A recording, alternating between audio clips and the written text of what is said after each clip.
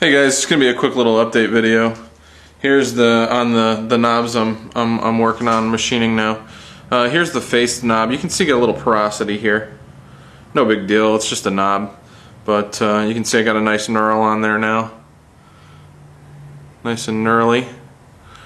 And I got to reverse the jaws so I can work on the back side and the stem here. But and you know, we got to put the through hole. The part that's going to be going on. This is the roller, the bearings that hold the bandsaw blade, that guide the bandsaw blade, and this slides up and down inside the saw. So this is the part we just need to drill the hole here and then press fit this in.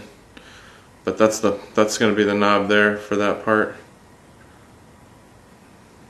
So, but like I said, I still have to reverse the jaws to grab on this diameter here.